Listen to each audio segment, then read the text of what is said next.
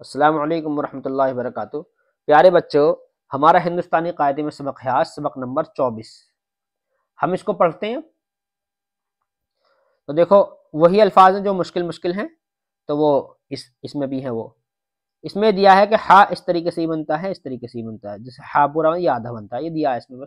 بس اس کو دیکھ لیں۔ بس ہا، صاد ضاد دال ڈال زال، جیسے آپ نے پہلے پڑھے تھے وہی طریقہ ہے بھی۔ قاف فا عین، مطلب چار طریقے سے بنتا ہے عین کہنے کا مطلب یہ ہے۔ غین، اوہو سا کتنے سارے طریقے سے بننا ہے۔ سا 1 2 3 4 5 یہ اور ایک یہ رہا اوپر، 6 طریقے سے بنتا ہے سا۔ دیکھیے بس اس میں 3 نقطے کا فرق ہے، سمجھ لیا آپ، 3 نقطے ہیں بس اس میں، جس پہ 3 نقطے اوپر ہوں وہ سا ہے۔ اب دیکھو اس کو پہچانو، میں بھی پہچان رہا ہوں۔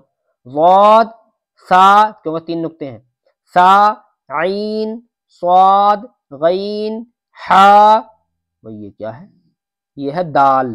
دیکھو ایسا بننا ہے، دیکھو یہ بننا دال، یہ رہی دال، بالکل ایسی ہی، اور یہ رہی دال غین زال، کیونکہ دال کے اوپر نقطہ لگاتے تو زال ہو گئی، عین، اور یہ ہے ڈال، اور یہ ہے سا، کیونکہ یہ بھی اسی کے جیسا بننا ہے، رہا سا غین عین فا قاف، پھر آ گیا سا صاد فا۔ والسلام علیکم ورحمۃ اللہ وبرکاتہ۔